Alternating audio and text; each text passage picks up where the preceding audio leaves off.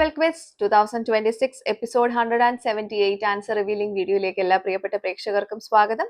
Bible portion പറയുന്നു യശയ്യാവ് 30 മുതൽ 33 വരെ, ഫിലിപ്പിയർ 4-ാം അധ്യായം. ഇതെല്ലായിരുന്നു ഇന്നലെ ചോദ്യങ്ങൾ ചോദിച്ചിട്ടുണ്ടായിരുന്നത്.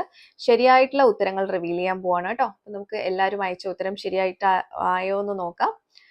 ആദ്യത്തെ ചോദ്യം ഇതായിരുന്നു: ഒരു ജീവിയുടെ പേരിൽ അറിയപ്പെടുന്ന തടി കൊണ്ട് നിർമ്മിച്ച ഒരു കാർഷിക ഉപകരണം ഏത് എന്നുള്ളതായിരുന്നു.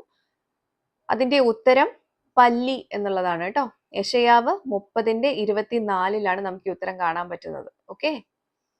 രണ്ടാമത്തെ ചോദ്യം ഇതായിരുന്നു: യഹോവ ഇസ്രായേൽ മക്കളുടെ ഇടയിൽ അയച്ചതും മോശ നിർമ്മിച്ചതും മരുഭൂമിയിൽ ഉള്ളതും പറക്കുവാൻ കഴിയുന്നതുമായ ഒരു ജീവി പാഠഭാഗത്തുണ്ട്, ഏതാണ്? ഇതായിരുന്നു ചോദ്യം.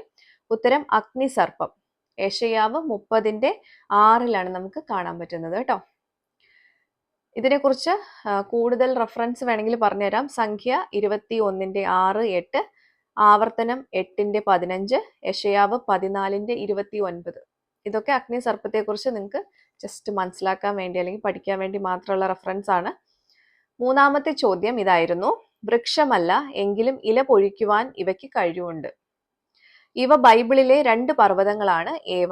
ഇതായിരുന്നു ചോദ്യം. ഉത്തരം ബാഷാൻ, കർമ്മേൽ. യശയ്യാവ് 33:9 വാക്യത്തിലാണ് നമുക്ക് ഈ ഉത്തരം കാണാൻ പറ്റുന്നത് കേട്ടോ. നാലാമത്തെ ചോദ്യം ഇതായിരുന്നു: സുരക്ഷ എന്നതിന്റെ മറ്റൊരു പദവും സൗദം എന്നർത്ഥമുള്ള ഒരു പദവും ചേർന്ന ഒറ്റ പദം ഏത് എന്നുള്ളതായിരുന്നു ചോദ്യം. ഉത്തരം കാവൽ മാളിക. യശയ്യാവ് 32:14 നമുക്ക് ഈ ഉത്തരം കാണാൻ പറ്റുന്നത് കേട്ടോ. സുരക്ഷ എന്നുള്ളതിന്റെ അർത്ഥം കാവൽ, അതുപോലെ സൗദം എന്നുള്ളതിന്റെ അർത്ഥം മാളിക എന്നുള്ളതാണ്. ഓക്കെ. അഞ്ചാമത്തെ ചോദ്യം ഇതായിരുന്നു: പൗലോസ് 2 സ്ത്രീകളോട് പ്രബോധിപ്പിച്ച ഒരു കാര്യം എന്ത്? സ്ത്രീകളുടെ പേരെന്തെല്ലാം എന്നുള്ളതായിരുന്നു ചോദ്യം. ഉത്തരം കർത്താവിൽ ഏക ചിന്തയോടിരിക്കുക എന്നുള്ളതാണ് കേട്ടോ. സ്ത്രീകൾ യുവോദ്യ, സുന്തുക.